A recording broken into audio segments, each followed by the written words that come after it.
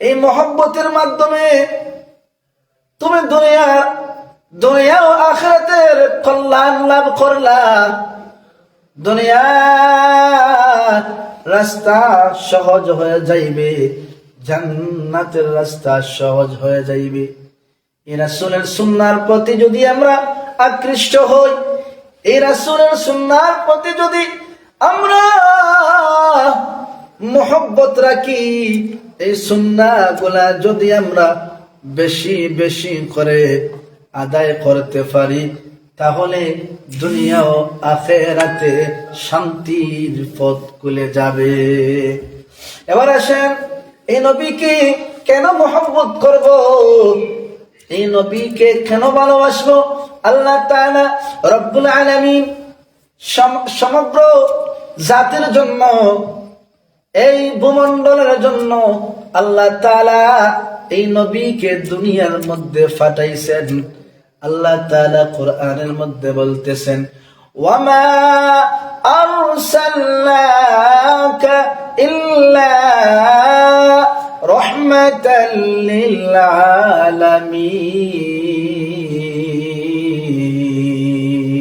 আলামিন।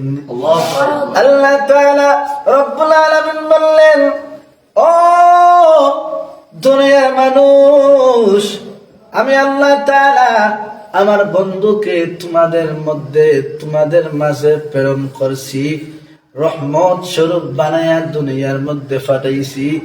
এই রহমতটা, এই নবীজির আদর্শগুলা তোমাদের অন্তরের মধ্যে লালন করে নাও, তাহলে তোমরা দুনিয়া ও আখিরাতের শান্তি পেয়ে যাইবা। এবার কেন আমরা মহব্বত করব? আল্লাহর পয়গম্বর, যে পয়গম্বরকে আল্লাহ তাআলা নিজে মহব্বত করেন, নিজে ভালোবাসেন, নিজে মহব্বত করেন, নিজে সম্মান দেন, এই পয়গম্বরকে আমরা মহব্বত করার দরকার আছে নি? এবার আসেন, আল্লাহ তাআলা যদি স্বয়ং আল্লাহর রাসূলকে মহব্বত করেন, আপনি আমি কেন করব না? যদি আমরা আল্লাহ রাসূলকে মহব্বত না করি, তার সুন্নতের প্রতি প্রাধান্যতা না দেই, তার সুন্নত গুলা না মানিয়ে চলাফেরা করি, তাহলে জেনে রাখো এই দুনিয়া ও আখিরাতে শান্তি পাইবা না। এবার আল্লাহ রাসূল পয়গম্বর দু জাহানের সরদার মুহাম্মদ মুস্তাফা সাল্লাল্লাহু আলাইহি ওয়াসাল্লাম দুনিয়ার মধ্যে আগমন করার পরপরই মায়ের গর্ভ থেকে যখনই দুনিয়ার মধ্যে আগমন করছেন, তখনই আল্লাহ রাসূল সাল্লাল্লাহু আলাইহি ওয়াসাল্লাম কোনো কিছু বলে নাই, শুধু একটা বাক্য জবান দ্বারা উচ্চারণ করেছিলেন। এই বাক্যটা হলো, রে ভাই, রব্বি হাবলি উম্মতি। সুবহানাল্লাহ। বন্ধু, আমার আপনার রাসূল দুনিয়ার জমিনে তোমাকে আমাকে বলে নাই, উম্মত গুলাকে বলে নাই, শুধু উম্মতি বলে সব সময় জফনা করছিলেন। এবার আল্লাহ রাসূল সাল্লাল্লাহু আলাইহি ওয়াসাল্লামকে কেন মহব্বত করব না? যেই রাসূল দুনিয়ার জমিনে ভূমিষ্ঠ হইয়া রাসূল তোমার আমার জন্য কান্নাকাটি করতে পারে, তোমার জন্য আমার জন্য চিন্তিত থাকতে পারেন। ও বন্ধু, এবার দেখেন, আল্লাহ রাসূল শুধু দুনিয়ার জমিনে ভূমিষ্ঠ হওয়ার পরই কান্নাকাটি করে নাই। এই রাসূল দুনিয়ার জমিনে যতদিন জীবিত ছিলেন, ততদিন পর্যন্ত একমাত্র শুধু উম্মতের কান্নাকাটি করছেন, উম্মতকে নিয়ে চিন্তা ভাবনা করছেন। হায় হায়, না জানি আমার উম্মতের কি হয়ে যায়, হায় হায়, না জানি আমার উম্মত গুলা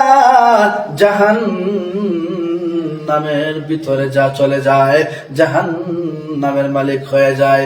এজন্য আল্লাহ রাসূল মানুষদেরকে হেদায়েতের রাস্তায় আনার জন্য, মানুষদেরকে মুসলমান বানাইবার জন্য, মানুষদেরকে কালিমার দাওয়াত দেওয়ার জন্য আল্লাহ রাসূলের দেহ মুবারক থেকে রক্ত ঝরে ঝরে দুনিয়ার জমিনের মধ্যে পড়ছে।